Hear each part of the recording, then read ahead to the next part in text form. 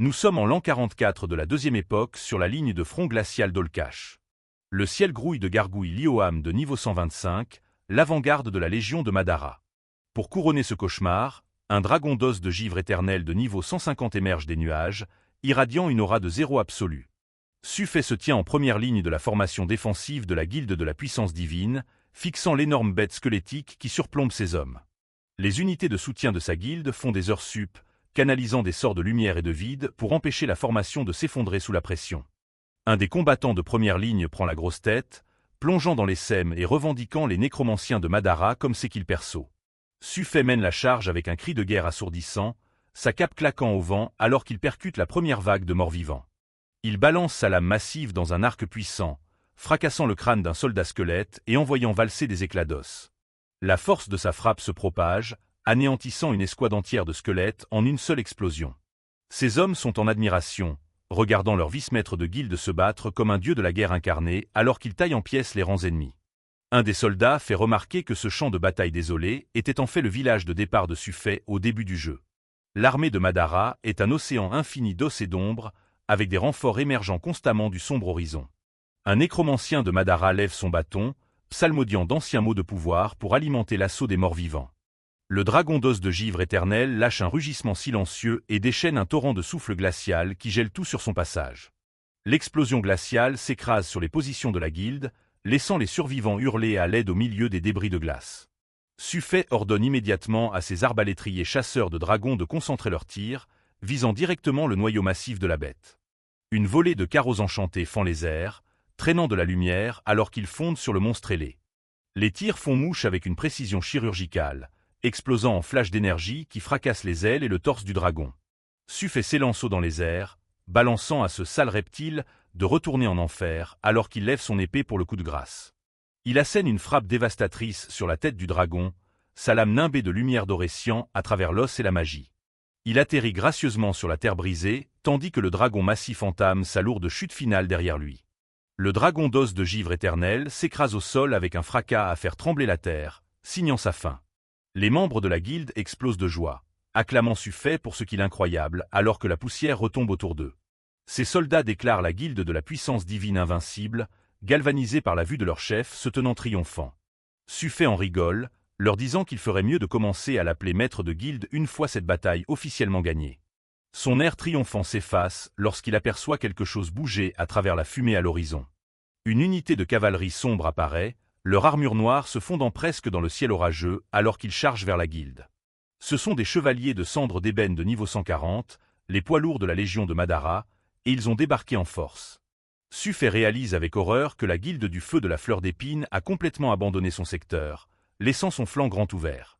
Il ordonne à ses hommes de ne pas paniquer, leur disant de le suivre et de viser une ouverture à 8 heures. Il est trop tard.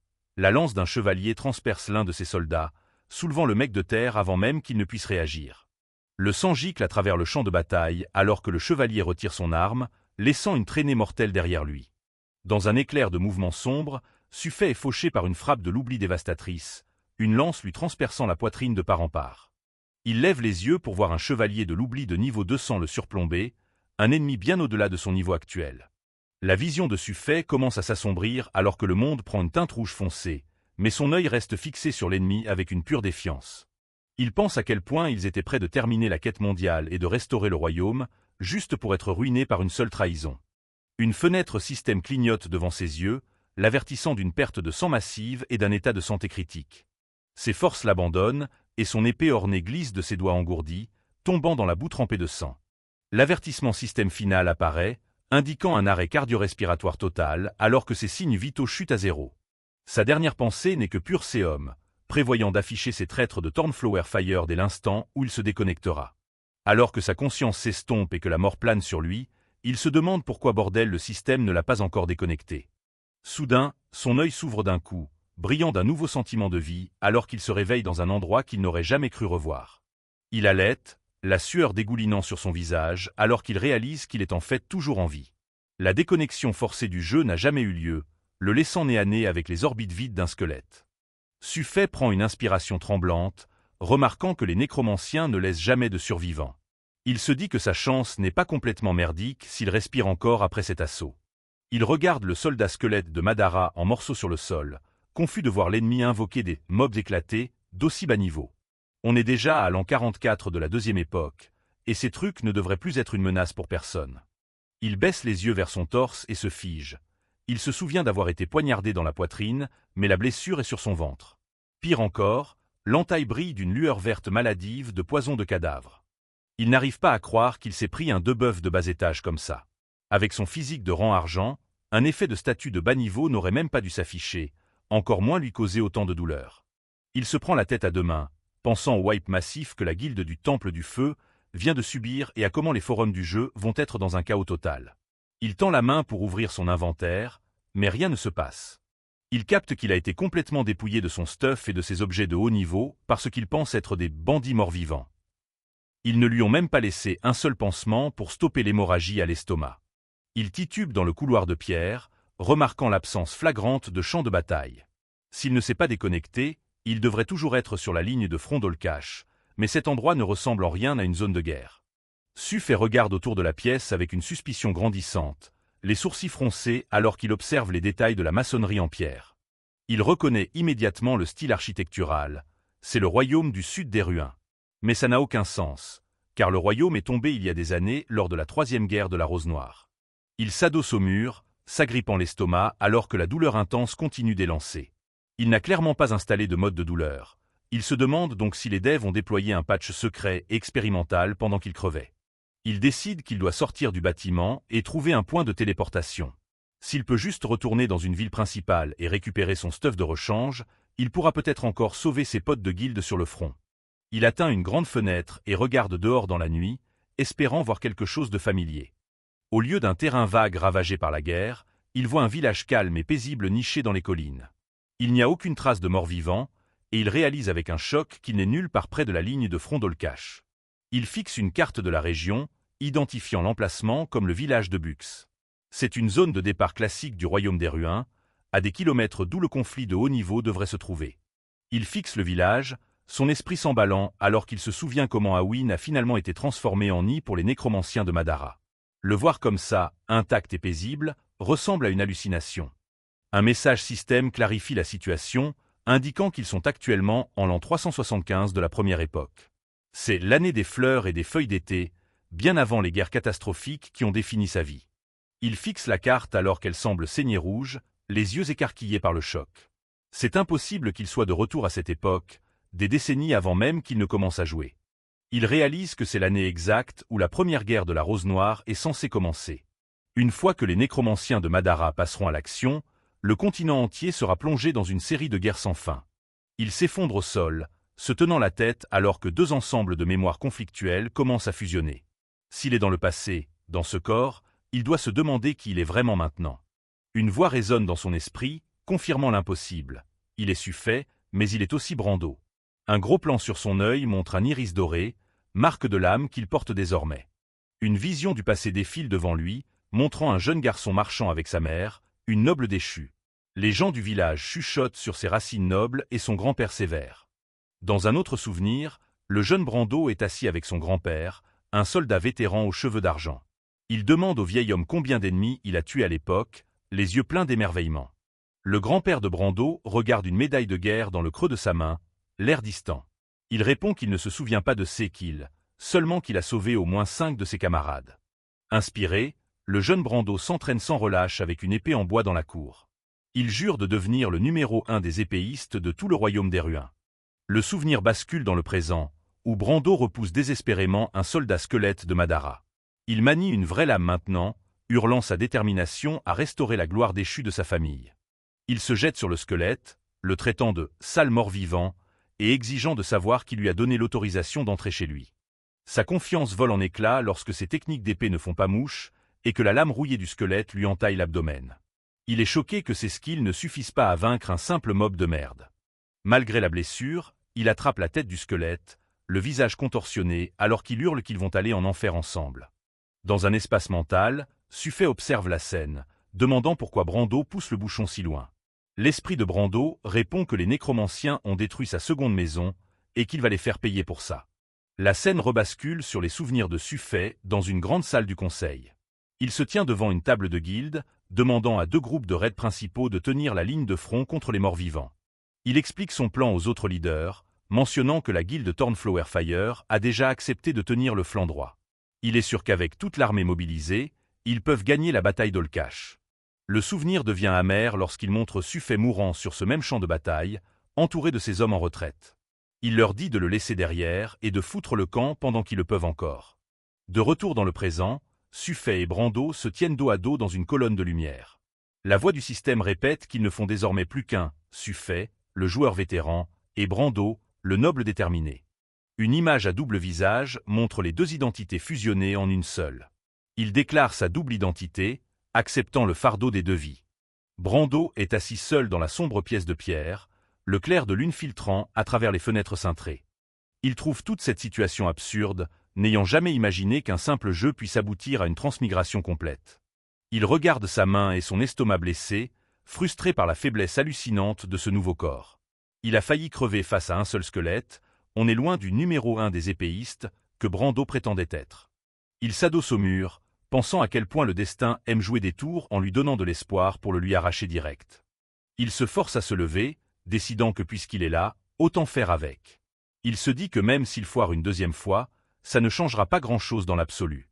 Il marque une pause lorsqu'une soudaine réalisation le frappe, les yeux écarquillés alors qu'il regarde vers la fenêtre. Il calcule les dates, comparant ses connaissances passées à l'année en cours.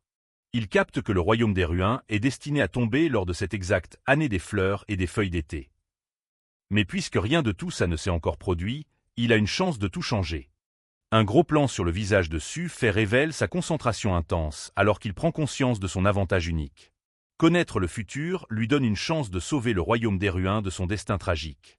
Il se redresse, le clair de lune accrochant ses traits alors qu'il fait un vœu silencieux. Cette fois, il ne laissera pas Eruin tomber. Il sera le sauveur dont ce monde a besoin.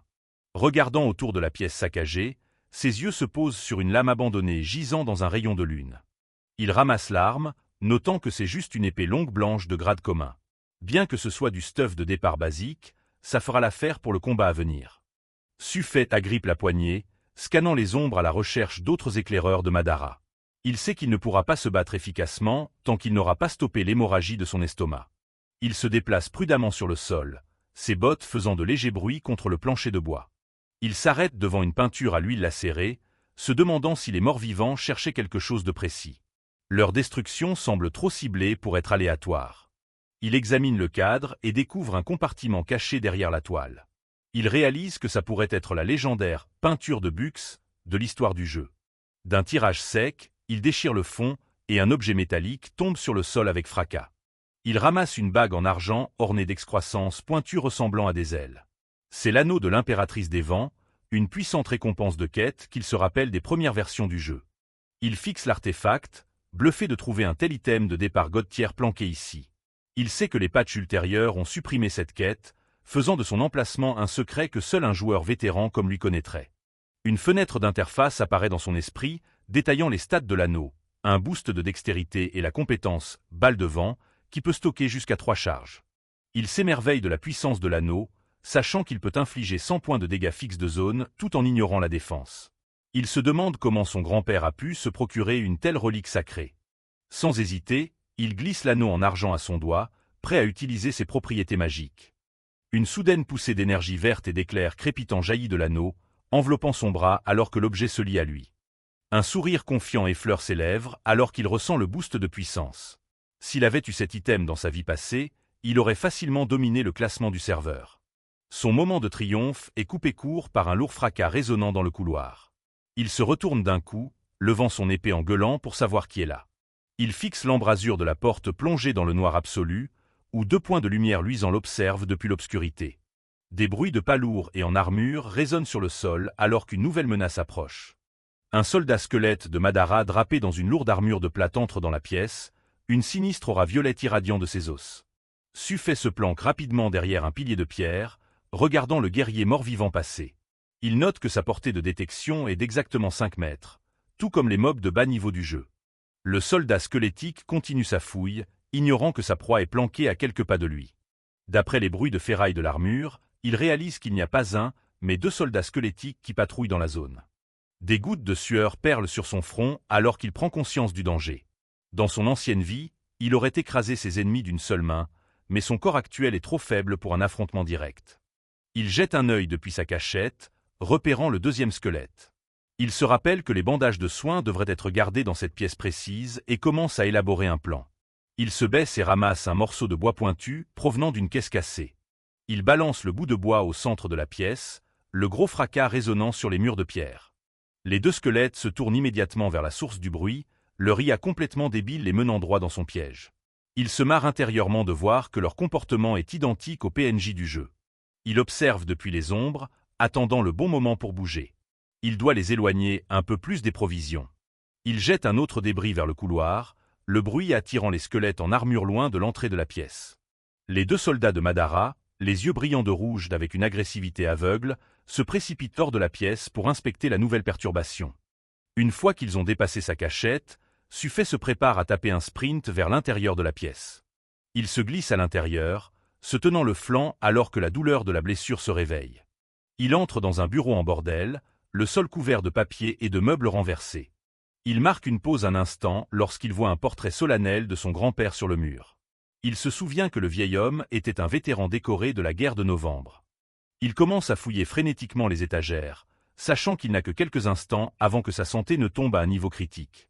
Il ouvre un petit coffre en bois sur le sol et trouve exactement ce qu'il cherchait, un rouleau de bandage en lin propre.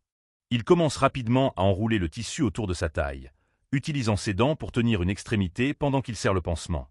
Il regrette le manque d'une potion de soin, mais il sait qu'elles étaient hors de prix à cette époque de l'histoire du jeu. Il se rappelle un souvenir de son ancienne vie, debout au comptoir d'un alchimiste et réalisant que les potions craftées par les joueurs étaient le seul moyen de rendre les prix abordables. Une fois les bandages fixés, une douce lueur verte émane de sa blessure. Il ressent une petite poussée de vitalité alors que la compétence basique de premier soin commence à faire effet. Avec sa survie immédiate assurée, il tend la main en l'air, essayant d'invoquer l'interface de statut de son personnage pour évaluer ses nouvelles stats. Suffet regarde une fenêtre bleue luisante se matérialiser devant lui, la bordure ornée scintillant de particules numériques. L'écran affiche les infos de son personnage, l'identifiant comme Brando, un humain de niveau 1 avec 0 point d'expérience. Il lâche un soupir de soulagement, un grand sourire barrant son visage à la vue de l'interface. La confirmation que les systèmes de base du jeu fonctionnent toujours dans ce monde lui donne la confiance dont il a besoin pour survivre à la guerre qui s'annonce. La fenêtre de personnage liste son statut actuel en détail, montrant une barre de vie affaiblie et un ensemble d'attributs éclatés. Il scannait ses modestes compétences en maniement de l'épée militaire et en combat de base, sachant exactement ce qu'il doit améliorer pour affronter l'armée de Madara. Suffet, Brando, un jeune homme aux cheveux noirs en bataille et aux yeux ambrés, sourit en réalisant qu'il est toujours en vie et d'une façon ou d'une autre à l'intérieur du monde du jeu. Il regarde son reflet dans un morceau d'armure polie, soulagé d'avoir échappé à la mort. Son expression passe à l'inquiétude alors qu'un écran système bleu révèle son statut actuel. Commencer en tant que membre de la milice de niveau 1 n'est une sacrée dégringolade par rapport au maître de guilde de haut niveau qu'il était. Il fait défiler les données et réalise que sa force est d'un misérable point. Même le squelette chair à canon le plus basique dans ce monde commence avec plus de puissance que ça. Chaque joueur commence normalement avec un modèle de héros qui démarre à 2 en force. Être bloqué avec un modèle de PNJ faible comme celui-ci signifie qu'il joue carrément en mode cauchemar. Suffet appuie son menton sur sa main, planifiant déjà son prochain mouvement. Il doit trouver un moyen de sortir d'ici et livrer les infos sur l'invasion aux gardes de sécurité de Bushi. Il se déplace prudemment dans les couloirs sombres du manoir en pierre, sa main serrant la poignée de son épée. Le clair de lune filtre à travers les arches, soulignant les longues ombres projetées sur le sol. Il s'arrête à une fenêtre, plissant les yeux alors qu'il regarde dehors dans la cour. Quelque chose qui bouge dans l'obscurité en contrebas attire son attention. Il s'appuie contre le cadre de la fenêtre, regardant les ombres en bas. Il se demande si ce sont les nécromanciens qu'il doit éviter. Depuis son point d'observation, il repère un nécromancien de Madara, une silhouette squelettique encapuchonnée dans des robes noires, dirigeant un groupe de morts-vivants. Il commence à compter les ennemis patrouillant sur le domaine un par un. Il compte 3 escouades complètes de squelettes et 3 nécromanciens. Il n'y a aucun doute, l'armée régulière de Madara est là, et la guerre a officiellement commencé. Suffet regarde de derrière les barreaux de la fenêtre une armée de soldats squelettes de Madara en armure rouillée marcher à travers les arbres. Il estime qu'il y a plus d'une centaine d'ennemis encerclant le domaine. Un nécromancien lève un bâton lumineux, sa mâchoire squelettique pendante dans un commandement silencieux. Les forces mortes vivantes sont clairement coordonnées par un maître puissant. Suffet capte qu'il a affaire à des monstres d'élite que son corps actuel ne peut pas gérer. Seuls les gardes du village ont une chance contre une force aussi grande. Sous la fenêtre, deux figures encapuchonnées discutent près d'un groupe de squelettes. L'un engueule l'autre pour avoir oublié de ramener un cadavre spécifique mentionné dans leur rapport. Le nécromancien en chef s'arrête, sa capuche creuse se tournant vers la maison alors qu'il capte une présence vivante. Il commence à se douter que quelqu'un est toujours en vie à l'intérieur du manoir. Le maître mort-vivant regarde directement vers la fenêtre où Suffet se tenait juste à l'instant. Il fait un geste vers le bâtiment, ordonnant à ses sbires d'aller vérifier. Suffet se plaque rapidement contre le mur, le cœur battant à tout rompre. Il a failli oublier le système de suppression de niveau qui donne aux ennemis de haut niveau un énorme bonus de perception. Dehors, le nécromancien ordonne à ses subordonnés de fouiller la zone minutieusement. Il craint que leur plan secret n'ait déjà été découvert. Un océan d'yeux rouges luit dans l'obscurité alors que les squelettes commencent le ratissage du terrain. De l'énergie rouge pulse des bâtons des nécromanciens, éclairant la forêt environnante. Suffet regarde vers l'escalier, réalisant que la cour avant est complètement bloquée. Son seul espoir de survie est de trouver une sortie par la porte de derrière. Il entre dans un laboratoire, mais s'arrête net alors que plusieurs squelettes émergent des ombres. Ils ont déjà réussi à s'infiltrer dans la maison pendant qu'il était inconscient. Il serre les dents, maudissant sa poisse alors que les soldats morts-vivants lèvent leurs lames rouillées. Il est coincé dans une pièce étroite sans aucun moyen de reculer. Les squelettes se jettent en avant, leurs yeux rouges fixés sur leur cible. Le bâton d'un nécromancien brille en bleu en arrière-plan alors que le groupe se referme sur lui. Suffet tient bon et active l'anneau de l'impératrice des vents. Une aura bleue de vent tourbillonnant commence à s'accumuler autour de son bras alors qu'il crie la commande d'activation. Il pousse sa main en avant, libérant une violente explosion de magie du vent. Ses yeux brillent de la même intensité bleue que la tempête tourbillonnante. L'énorme tornade ravage la pièce, soulevant les squelettes du sol et les fracassant contre les murs de pierre. Ils sont instantanément déchiquetés en fragments d'os et de métal rouillé. Le plafond de pierre se fissure sous la pression de la bourrasque alors que les débris volent partout. La pièce entière est engloutie dans une tempête chaotique d'énergie bleue. Suffet regarde incrédule alors que des notifications de points d'expérience popent en l'air. Les dégâts infligés sont nettement plus élevés que tout ce dont il se rappelle de la version jeu de cet item. Il vérifie son anneau et est scotché de voir un temps de recharge de 6 heures sur l'affichage du système. Dans le jeu, cette capacité surpuissante n'avait qu'un cooldown de 10 minutes. Dehors, la force de la rafale de vent fait voler en éclats les fenêtres et projette un énorme nuage de poussière dans l'air nocturne. Les nécromanciens et leurs escouades de squelettes s'arrêtent pour observer la destruction. Un des nécromanciens crée un anneau de feu tourbillonnant avec son bâton, regardant vers la source de l'explosion. L'armée de morts-vivants est maintenant complètement alertée de la présence de Suffet. Un nécromancien supérieur attrape le bras de l'autre, l'avertissant de ne pas utiliser le feu au risque d'attirer l'armée humaine. Ils doivent capturer le survivant vivant pour garder leur invasion secrète. Le nécromancien en chef pointe vers la maison, ordonnant aux squelettes d'entrer. Il charge vers le mur percé, épée dégainée. Suffet tape un sprint dans les couloirs alors que d'autres squelettes grimpent par les fenêtres derrière lui. Il capte que la difficulté de cette rencontre a grimpé au niveau d'un donjon hard. Il tourne à un coin et tombe sur un autre groupe de squelettes qui l'attend. Il brandit son épée, mais sait qu'il ne peut pas gagner un combat physique direct avec ses stats actuels. Il ouvre une porte d'un coup de pied et se planque dans une autre pièce, désespéré de trouver une position défendable.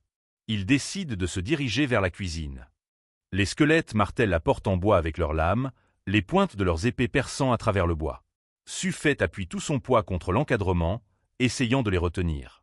Il parvient à se glisser à travers et à fermer la porte suivante, à bout de souffle. Il sait qu'il a failli y passer cette fois-ci. Il déplace rapidement une lourde armoire sur le sol pour bloquer l'entrée. Les squelettes de l'autre côté continuent de tabasser le bois, leurs épées éclatant la porte. Suffet se tient au milieu de la cuisine, son esprit parcourant à toute vitesse ses connaissances de l'histoire. Dans la chronologie d'origine, les gardes de sécurité de Bushi n'ont pas réussi à stopper l'invasion parce qu'ils ont mal jugé la stratégie de Madara. Il regarde autour de la pièce sombre, pensant à la façon dont les gardes avaient initialement détecté l'invasion. Il se demande si sa présence ici est la raison pour laquelle ils ont été alertés en premier lieu. Il prend une décision soudaine et réalise ce qu'il doit faire. S'il ne peut pas laisser de message, il utilisera le feu pour créer un signal que personne dans le village ne pourra ignorer. Un nécromancien de Madara hurle aux soldats squelettes de Madara d'arrêter de perdre du temps et de simplement péter la porte. Il perd patience face à la lenteur de ces grouillots morts-vivants. Des flammes éclatent de derrière la porte alors que les forces mortes-vivantes encerclent l'entrée. Les nécromanciens se tiennent en retrait, attendant que le chemin soit dégagé pour pouvoir finir le boulot. Un nécromancien hurle l'ordre d'envoyer une escouade contourner le bâtiment par l'arrière immédiatement. Ils ne peuvent pas permettre aux gamins à l'intérieur de trouver un moyen de s'échapper par une sortie cachée. À l'intérieur de la cuisine en feu, Suffet, Brando, tient un tissu sur sa bouche pour filtrer l'épaisse fumée noire. Il offre des excuses silencieuses au Brando original, sachant que cette maison familiale doit être sacrifiée pour le bien du royaume. Il regarde les flammes rugir à l'extérieur de la fenêtre, espérant que son pari désespéré fonctionne. Tout dépend maintenant de la capacité de la garde de Buchy à remarquer l'énorme signal de feu. De retour au village, un garde de sécurité essaie de repousser une jeune femme paniquée. Roma ne se laisse pas faire et le bouscule pour se diriger vers le centre de commandement afin de trouver de l'aide. Roma, une jeune femme vêtue d'un chemisier blanc et d'une cravate rouge, traverse la cour avec un air d'urgence totale. Elle exige que les gardes aillent sauver les gens du domaine avant que l'incendie ne se propage davantage. 3 figures émergent du bâtiment pour gérer le bordel. Le capitaine Ma, le chevalier blond, sans nom, et un autre garde. Ils tournent leur attention collective vers la lueur lointaine à l'horizon. Roma supplie le capitaine de se dépêcher et d'envoyer une équipe pour éteindre le brasier. Elle est terrifiée à l'idée que sa tante ne lui pardonne jamais si le feu atteint les maisons voisines. Le capitaine Ma, un homme sévère aux cheveux argentés en pointe et au bouc, écoute le rapport. Il hoche la tête et donne l'ordre d'envoyer ses hommes sur place immédiatement. Une énorme colonne de feu et de fumée noire s'élève dans le ciel nocturne, visible depuis chaque coin du village. Le capitaine Ma observe la destruction, commentant que le morveux sait vraiment comment faire le show. Le chevalier blond, sans nom, analyse la situation, soulignant que la séquence des explosions suggère une attaque ennemie délibérée. Le capitaine Ma a du mal à y croire, se rappelant que le gamin est bien trop calme pour ce genre de chaos. Réalisant la gravité de la menace, le capitaine Ma lève la main et ordonne une alerte de combat de niveau 2. Il commande à ses forces de se mettre en route vers le domaine pour découvrir la source de cette folie. Le manoir Bux est un phare de feu contre le ciel nocturne sombre. Une épaisse fumée noire s'élève dans l'atmosphère, marquant le début de la fin pour le village. Les soldats squelettiques se rassemblent devant les portes en feu. Le brasier fait rage derrière eux, jetant une lueur infernale sur leurs os blanchis et leur équipement rouillé.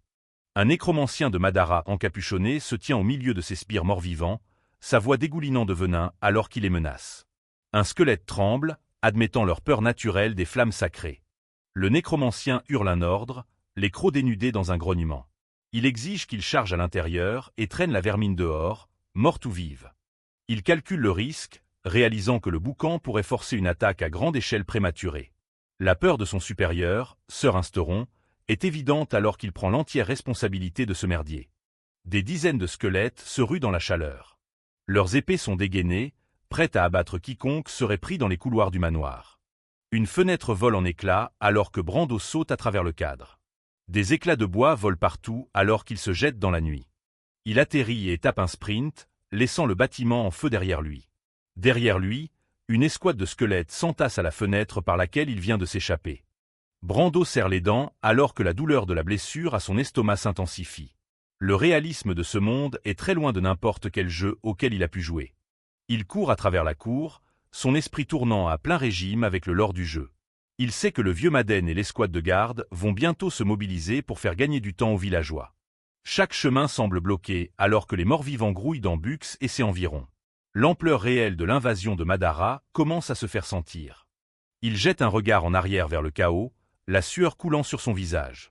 S'il ne transmet pas les véritables intentions de l'armée de Madara aux gardes, le royaume d'Awin n'aura aucune chance. Il tourne à un coin pour tomber sur 4 squelettes bloquant son chemin. Leur armure est plus lourde que les autres, et ils se tiennent prêts pour la baston. Le cœur de Brando coule alors qu'il réalise que la ville grouille de ses chiens de garde. Il est coincé dans une ruelle étroite sans issue de secours facile.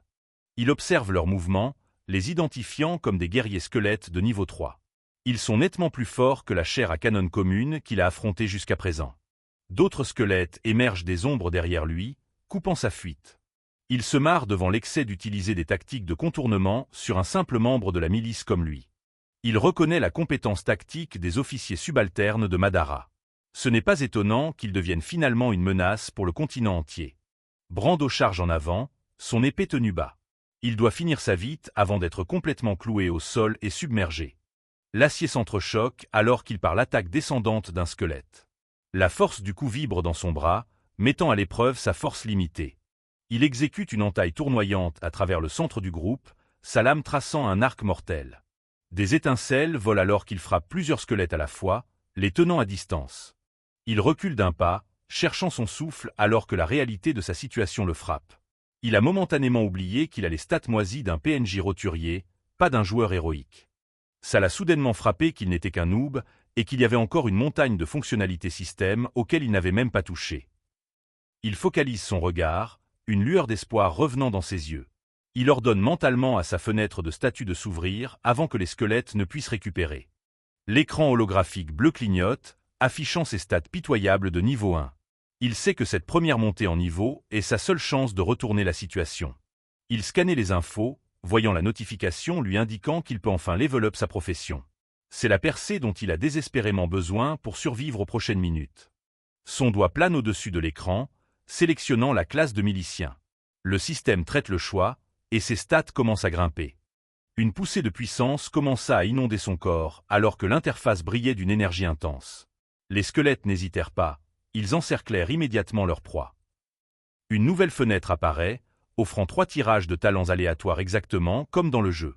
C'est le coup de poker ultime, car le tirage de talents dans The Amber Sword est totalement random.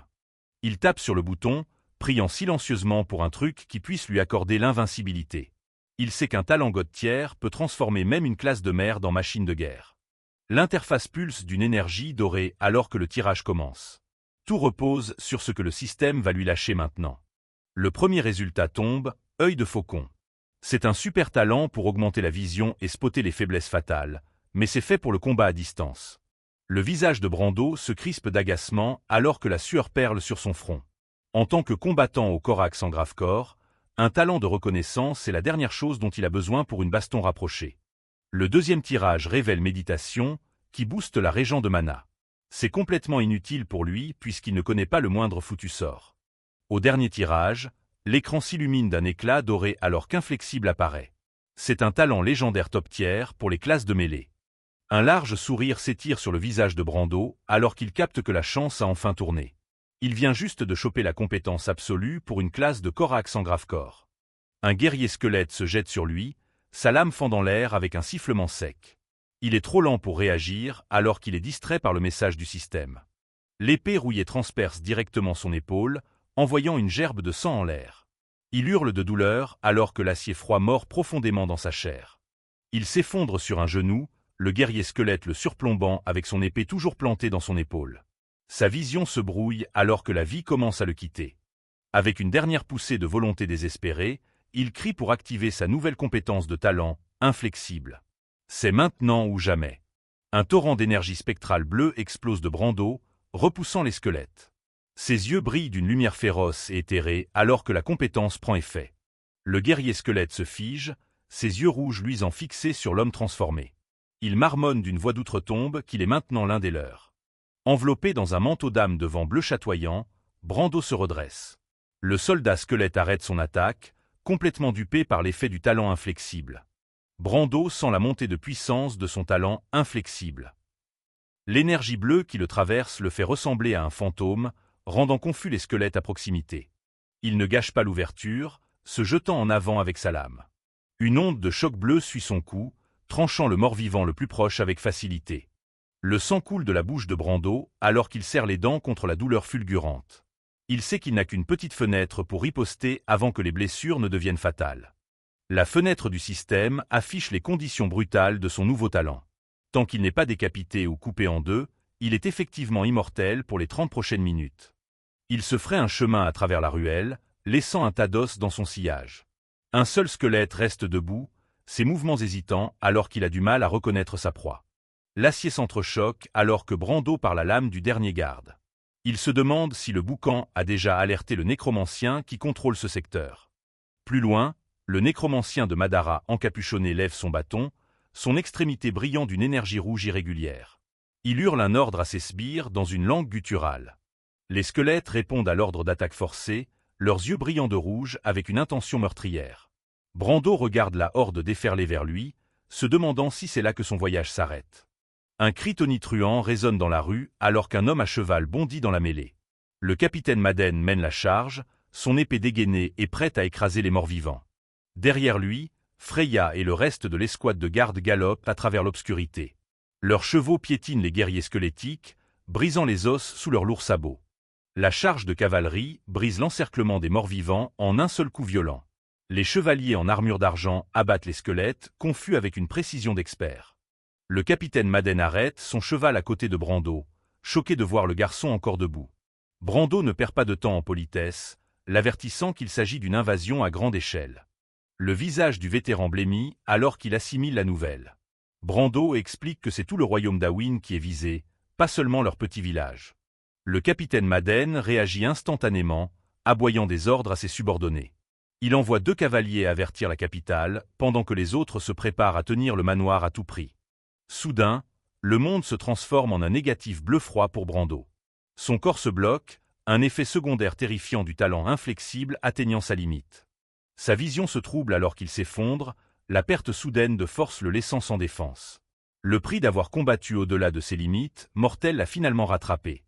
Le capitaine Madden rattrape Brando par le col avant qu'il ne heurte le pavé. Il crie au garçon de tenir le coup, sa voix remplie d'inquiétude.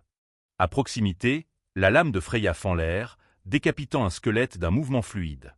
Elle entend l'appel du capitaine et tourne son cheval vers eux. Freya retient sa monture, son expression vive et alerte. Elle regarde en arrière vers le chaos, sa tresse fouettant au vent alors qu'elle attend de nouvelles instructions. Elle se penche et hisse Brando inconscient sur son cheval. Le sang sur son plastron contraste fortement avec sa peau pâle. Le capitaine Madden regarde le garçon blessé, réalisant que les renseignements qu'il porte pourraient sauver des milliers de vies.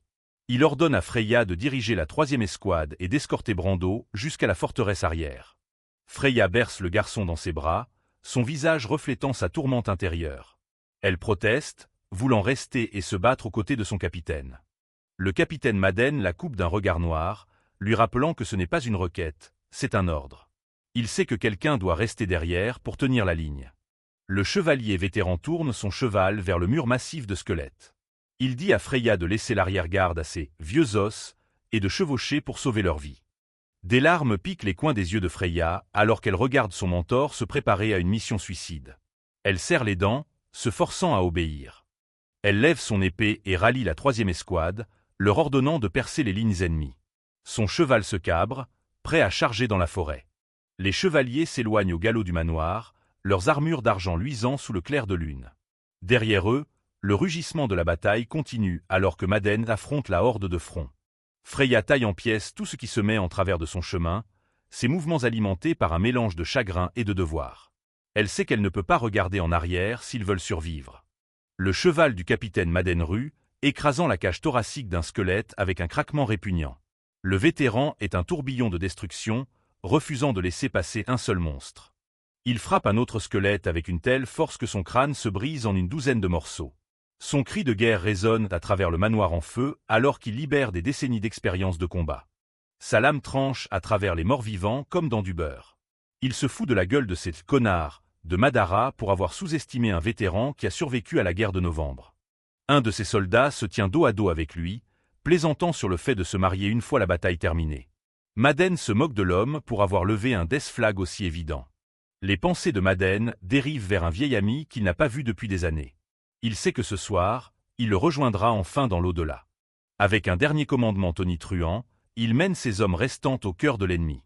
Il charge sans aucun espoir de victoire, avec pour seule intention de mourir en héros. Des heures plus tard, un seul chariot de ravitaillement cahote sur une route forestière tranquille. Les bruits de la bataille du manoir ne sont plus qu'un lointain souvenir obsédant. Brando est allongé à l'arrière du chariot, sa respiration faible et irrégulière. Il est couvert de bandages, le visage pâle à cause de la perte de sang. Il halète soudainement et s'assoit, les yeux écarquillés de confusion. La sueur coule sur son visage alors qu'il essaie de se rappeler comment il s'est retrouvé là. Une femme nommée Roma fond en larmes de joie quand elle le voit se réveiller. Elle a veillé sur lui tout le temps, craignant le pire. Roma se penche sur lui, les yeux rouges et gonflés d'avoir pleuré. Au loin, on peut voir Freya diriger le convoi à cheval, le dos droit et déterminé. Brando se tient la poitrine bandée, la douleur fantôme résonnant toujours dans son esprit. Il note que la sensation physique est bien plus intense que n'importe quel jeu de réalité virtuelle ne pourrait jamais simuler. Il appelle sa fenêtre de statut, scannant les lignes de texte bleu. Sa santé est toujours critique, mais il a réussi à survivre à l'invasion initiale. Il remarque une capacité cachée dans son talent, appelée ténacité, qui guérit lentement ses blessures. Il semble que son pari désespéré au manoir lui a donné une seconde chance dans la vie. Freya, à cheval, lève la main et fait signe aux survivants de la milice de Bux de s'arrêter et de se regrouper sur la berge de la rivière. Roma soutient un Brando couvert de bandages alors qu'il a du mal à marcher. Elle le supplie de se reposer, mais il insiste obstinément sur le fait qu'il va bien. Freya descend de son cheval et confronte Brando, son expression sévère alors qu'elle lui ordonne de se recoucher. Les yeux de Brando se plissent alors qu'il remarque l'écusson orné sur son armure, le reconnaissant comme l'emblème du temple du feu. Brando lève les yeux vers la femme guerrière, son visage maculé de terre et de sang. Elle se présente comme Freya, le capitaine de la 3e escouade de la milice, et réitère son ordre pour qu'il se repose. L'esprit de Brando rassemble les fragments de ses connaissances. Freya, le temple du feu, les cheveux blonds, réalisant exactement qui se tient devant lui. Il la regarde avec admiration, son monologue interne révélant qu'il vient de rencontrer la future déesse de la guerre. Brando choque Freya en récitant toute sa lignée, la qualifiant de fille du grand chevalier Everton. Elle bafouille, confuse, affirmant que son père n'est qu'un simple charpentier du village. À côté, Mark-Me et un autre soldat se marrent, charriant leur bosse sur ce charreau et ses disquettes de drague impressionnantes.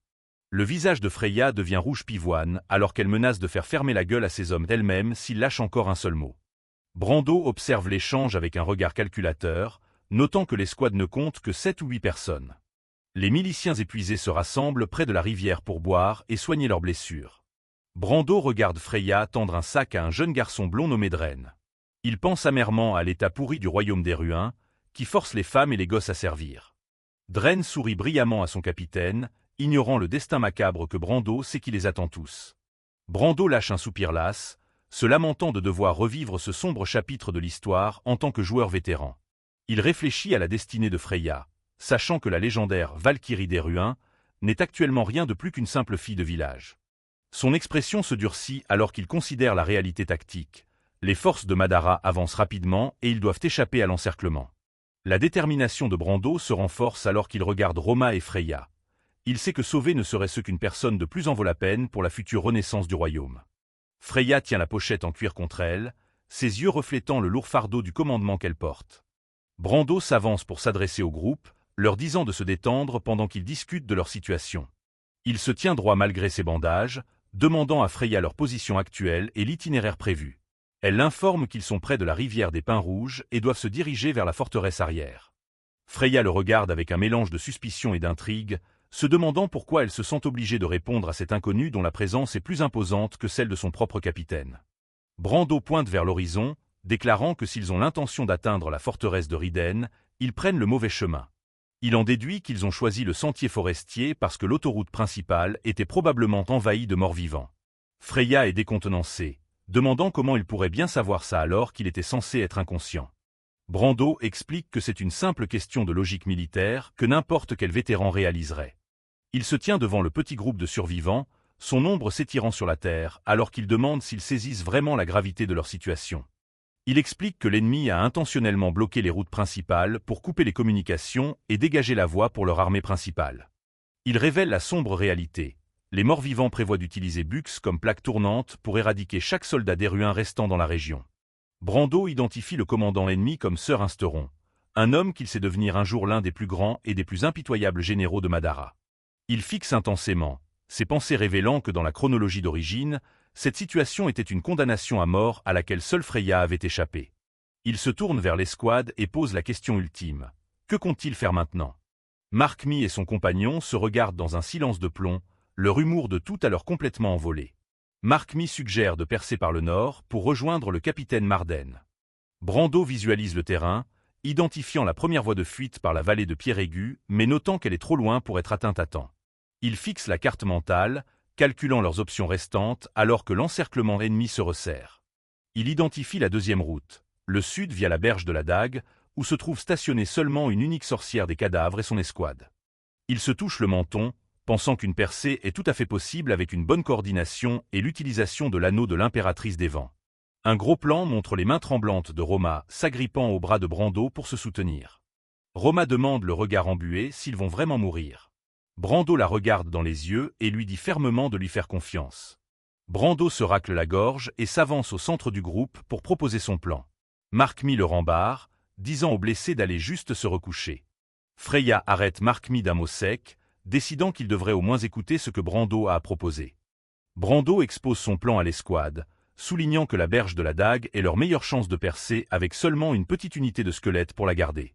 Roma le regarde avec de grands yeux curieux, se demandant à voix haute comment il peut bien connaître les mouvements ennemis de façon aussi précise sans les voir de ses propres yeux.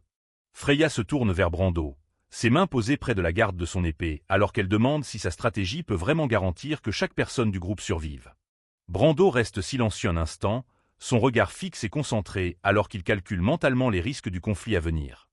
Il dit au groupe qu'ils doivent se préparer au pire tout en se battant pour le meilleur résultat, insistant sur le fait que le suivre est leur seule chance d'atteindre la forteresse de Riden. Soudain, le bruissement des feuilles attire l'attention de Freya. Elle se met immédiatement en position défensive et dégaine sa lame en exigeant de savoir qui est là.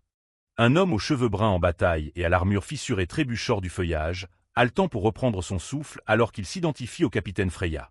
L'expression de Brando passe à l'alarme lorsqu'il reconnaît le nouveau venu comme Josen, hurlant un avertissement désespéré au groupe.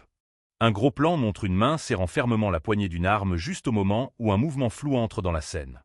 Une soudaine explosion d'énergie rouge éclate, projetant Freya en arrière et faisant exploser le sol dans un nuage de poussière et de débris. Brando tire rapidement Freya hors de danger, hurlant à l'ennemi invisible de se montrer. Un rire sinistre résonne à travers les arbres, provenant des ombres où un visage squelettique commence à émerger. Un nécromancien de Madara, drapé de robe noire en lambeaux et maniant un bâton surmonté d'un orbe rouge luisant, surplombe Josen recroquevillé. Le reste de l'escouade regarde avec horreur Josen implorer le pardon, admettant qu'il a été capturé et forcé de conduire les morts-vivants jusqu'à leur position. Le nécromancien de Madara ricane aux suppliques de Josen, levant son bâton alors qu'une vague de magie rouge transperce la poitrine du traître. Le corps de Josen s'effondre dans la poussière alors que le nécromancien avertit les survivants de ne faire aucun mouvement brusque. L'unique œil rouge luisant du nécromancien se fixe sur le groupe, sa voix glaciale alors qu'il se prépare à s'occuper de ses petits rats. Freya observe la scène avec un regard de pur choc et d'horreur, la main couvrant sa bouche alors qu'elle encaisse la cruauté de sang-froid du nécromancien. Brando se penche près de Freya, sa voix calme alors qu'il avertit de ne pas laisser les tactiques psychologiques de l'ennemi briser son moral. Freya baisse les yeux, une seule larme roulant sur sa joue alors que le poids de la situation commence à peser sur elle. L'expression de Freya se durcit à nouveau, bien qu'une trace de peur reste dans ses yeux violets alors qu'elle regarde vers la menace imminente. Roma s'accroche fermement au bras de Brando, sa voix tremblante alors qu'elle admet à quel point les soldats squelettiques sont terrifiants. Brando observe, la machoire crispee. Un soldat squelette de Madara hurle un ordre, l'énergie rouge brûlant dans ses orbites vides. Il ordonne à ses compagnons d'armes de s'avancer et de rejoindre la mêlée. Le nécromancien de Madara se tient parmi les arbres, bâton levé alors qu'il dirige une masse de soldats morts-vivants. La forêt est remplie de la légion squelettique, se déplaçant tous à l'unisson sinistre vers leur proie. Une main agrippe la garde d'une épée avec une intensité soudaine, se préparant à l'affrontement inévitable. Freya crie des ordres à son escouade, sa propre lame dégainée alors qu'il se prépare à faire front. Mark-Mi et Dren restent près de la formation, se préparant alors que l'ennemi approche. Mark-Mi guide fermement Dren vers l'arrière du groupe, disant au jeune garçon et à tout autre enfant de rester en dehors du combat. Dren regarde, épée en main, les soldats prendre position. Le nécromancien de Madara se marre face à la milice, les traitant de petits rats destinés à servir de nourriture à son armée. Des squelettes aux yeux rouges luisants s'entassent derrière lui, sifflant alors qu'ils encerclent les survivants. Une lumière bleue intense jaillit de l'anneau de l'impératrice des vents sur la main de Brando. De violents tourbillons d'énergie éolienne s'enroulent autour de ses doigts, signalant que l'artefact est chargé à bloc. Brando se tient au centre d'un vortex tourbillonnant, les yeux brillants d'une lumière bleue intense. Il déclare que le chargement est enfin terminé, prêt à éclater ses ordures de Madara. Freya perce la première ligne de front, en insultant ses pourritures de morts-vivants. Son escouade de la milice fait de son mieux pour repousser la horde de squelettes. La chevalière assène un coup violent, explosant les côtes d'un squelette d'une seule frappe. La sueur coule sur le visage de Freya. Ça fait toute la nuit qu'ils y sont et leur force les lâche vite. Le petit Dren balance son épée dans tous les sens, essayant juste de tenir les monstres à distance. Brando observe la galère, réalisant que ces mecs ont du cran, mais que dalle en technique. Il sait qu'ils ne peuvent pas gagner une guerre d'usure contre une armée qui ne fatigue jamais. Il gueule à tout le monde d'arrêter de taper à l'aveugle et de garder la tête froide. La liche, tueuse de noobs, est la vraie menace ici. Un boss de niveau 5 contre une bande de miliciens niveau 3. Roma le regarde choqué, se demandant quand le soldat silencieux est devenu un gars si fiable. Le stratège pointe le point faible des squelettes. Ils ont un lag ultra prévisible après chaque coup. Il crie à Makmi d'attirer leur attention pendant qu'Isen y va pour le coup de grâce. Un squelette fonce en avant, sa lame rouillée fend dans l'air. Isen esquive l'attaque, trouvant l'ouverture pile-poil où Brando l'avait prédite. Leurs lames s'entrechoquent dans une pluie d'étincelles. Les deux membres de la milice coordonnent leurs mouvements, créant enfin une brèche dans la défense. Isen abat son épée avec violence, réduisant le crâne du squelette en poussière. Le tas d'os s'effondre, restant enfin au sol pour de bon. Le soldat a du mal à y croire. Il a vraiment géré le truc. La milice explose de joie, traitant Brando de pur génie pour l'astuce. Une notification apparaît. Ce n'est pas beaucoup d'XP, mais c'est un bon début pour sa nouvelle vie. Au fin fond des arbres, la liche commence à incanter, faisant tourbillonner une énergie rouge dans la forêt. Brando plisse les yeux. S'il ne fume pas le boss maintenant, personne ne s'en sortira vivant. Le nécromancien grogne, obsédé par l'idée de faire souffrir ce soldat fouineur. Mais soudain, le regard du monstre se porte sur toute autre chose. Il repère l'anneau en argent à son doigt, un artefact magnifique qu'il ne s'attendait pas à voir ici. L'avidité prend le dessus et la liche décide qu'elle doit absolument choper cet anneau pour elle-même. Elle lâche une sale malédiction, ordonnant à ses sbires de buter le soldat blessé en premier. Une nouvelle vague de squelettes débarque, leurs yeux rouges brillant d'une envie de meurtre. Roma panique alors qu'ils se font à nouveau submerger, mais Brando se place devant elle pour les repousser. Il joue les durs, mais son écran de statue clignote en rouge, une égratignure et c'est game over. Freya voit le danger et hurle aux autres de le couvrir. Brando lui crie de se calmer, disant au petit Vic de tenir la ligne pendant que les gros bras se concentrent sur la liche. La chevalière n'hésite pas, fonçant tête baissée dans la mêlée. Pendant que les gamins s'occupent du menu fretin, il garde les yeux rivés sur la cible principale. Il sait que cette liche n'a que 2 tours dans son sac, un sort de dissimulation et une malédiction surprise. C'est de l'ancienne magie noire, transmise par les seigneurs de Madara. Le premier sort masque leurs mouvements, rendant l'armée des morts encore plus dure à capter. Le second est une sale pourriture qui prend une plombe à préparer. Brando balance le secret. La magie ne fait pas flipper si on se contente d'interrompre les signes de main. La liche en laisse presque tomber sa mâchoire. Comment un minable humain peut-il connaître ces schémas d'incantation secrets? Avant qu'elle ne puisse finir son sort, un milicien bondit dans les airs, prêt à trancher l'ombre en deux. Isen balance sa lame, essayant de couper à travers un orbe tourbillonnant d'énergie sombre. Il est pris au dépourvu par la vitesse de l'attaque, et quelqu'un lui hurle de regarder à gauche. Freya passe à l'action, son épée brillant d'une lumière ambrée pour protéger ses alliés. La source du cauchemar se dresse devant eux, une liche de haut niveau enveloppée de ténèbres. Le monstre pousse un cri perçant de confusion, se demandant comment un simple humain peut contrer sa magie. Brando se tient au milieu des os des squelettes éclatés, sa voix glaciale annonçant à la créature que son heure a sonné. Freya entrechoque son acier contre le bâton de la liche, la force du choc vibrant dans ses bras. Elle serre les dents, sentant la différence de puissance dingue entre ce boss et ses larbins. Une décharge d'énergie nécrotique la percute de plein fouet, envoyant la chevalière valser dans la poussière. Elle hurle au petit Vénis de reculer, sachant que le gamin n'a aucune chance face à ce monstre. La douleur est aveuglante. Les blessures qu'elle s'est mangées la nuit d'avant commencent à se rouvrir. Mais le gosse refuse de bouger, agrippant son épée et insistant sur le fait qu'il est aussi un fier membre de la milice. Brando s'avance et prend les choses en main, aboyant des ordres pour coordonner leur contre-attaque désespérée. Il promet de finir le boulot, menant la charge alors que lui et le petit Vic foncent sur l'ombre. Freya le regarde avec un mélange de respect et d'inquiétude, se disant qu'il est complètement taré. Mais elle ne recule pas, levant sa lame pour suivre l'exemple du stratège. Tout le groupe charge d'un coup, cherchant à déborder la liche avant qu'elle ne puisse lancer un autre sort. Freya met la moindre once de sa force restante dans une énorme attaque plongeante. La lame fait mouche, une énergie incandescente déchirant les sombres robes de la créature. La liche grogne de surprise, captant soudain une drôle d'odeur émanant du corps de Brando. Elle commence à incanter une malédiction de haut niveau, l'air autour d'elle devenant lourd et étouffant.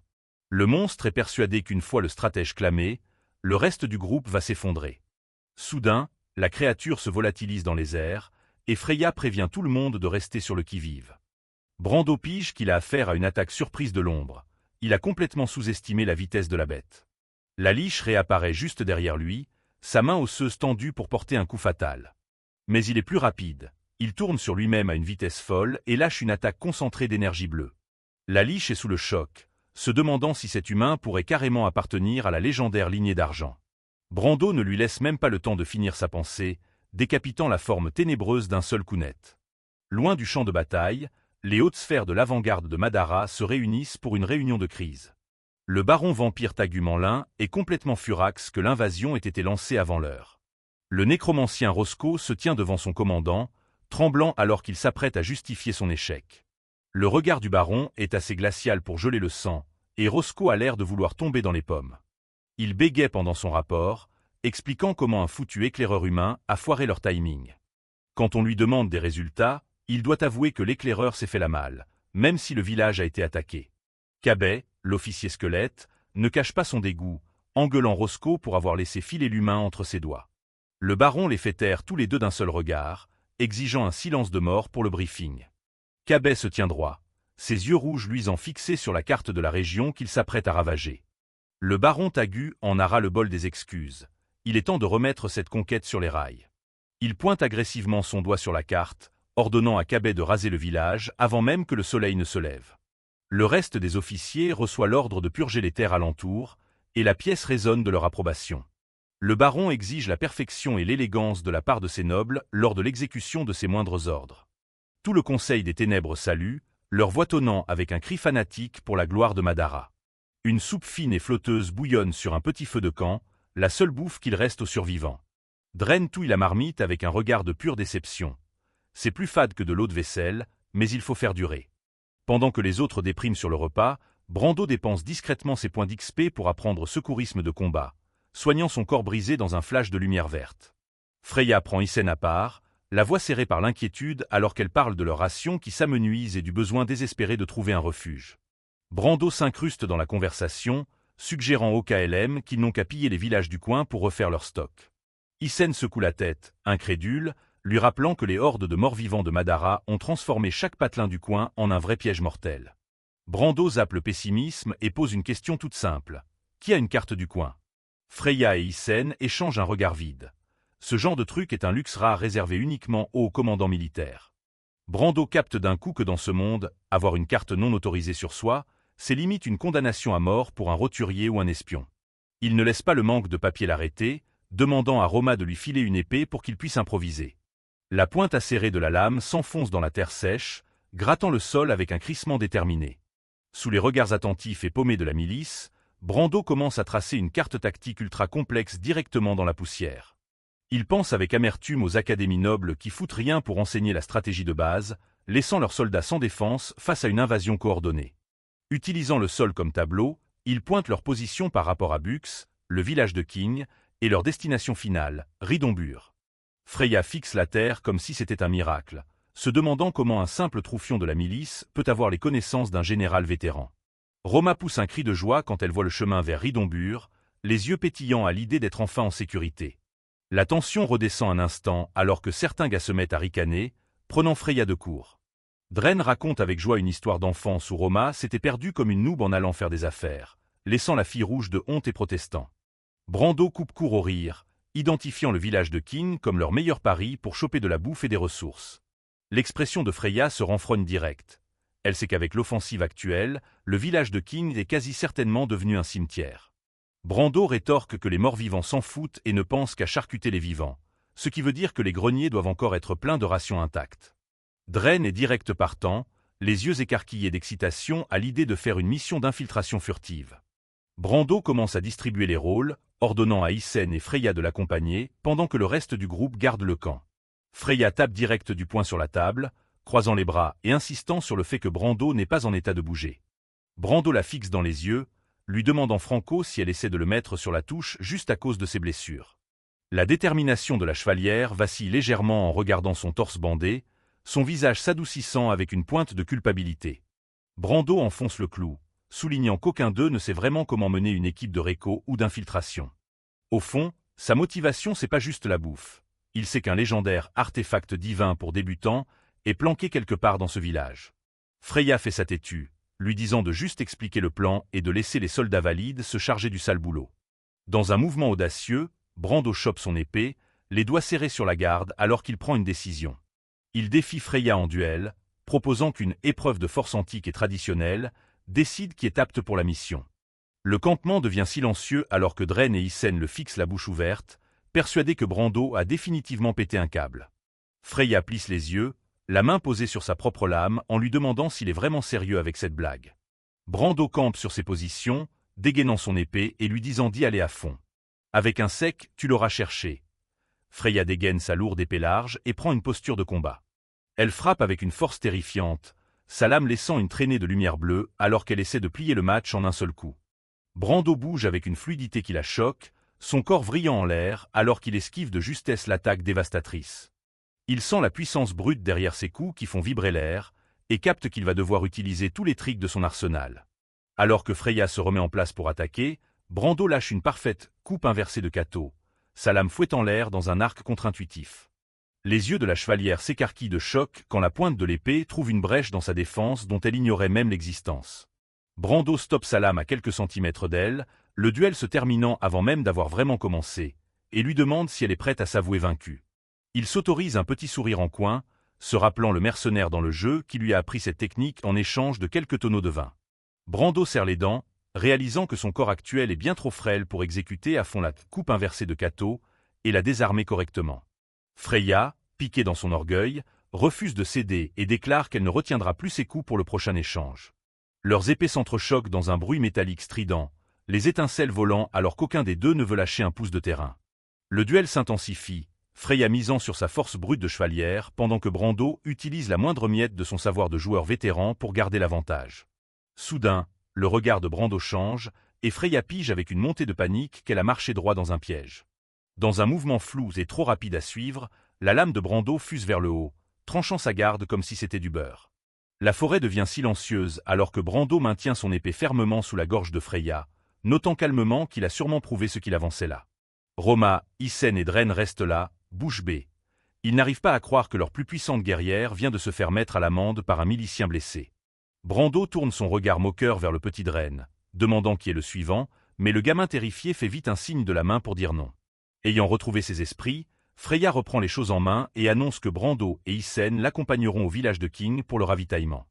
Le reste de l'escouade crie son accord, leur morale reboostée par cette démonstration inattendue de leadership et de skill. Leur objectif étant clair, la petite équipe de Reiko se met en route dans les bois denses, laissant la sécurité du feu de camp derrière eux. Brando marche en silence, son esprit anticipant déjà les récompenses de dingue qui les attendent dans le village. Il se rappelle d'une quête cachée spécifique du jeu, visualisant l'épée légendaire qui devrait encore être scellée dans une tombe oubliée du coin.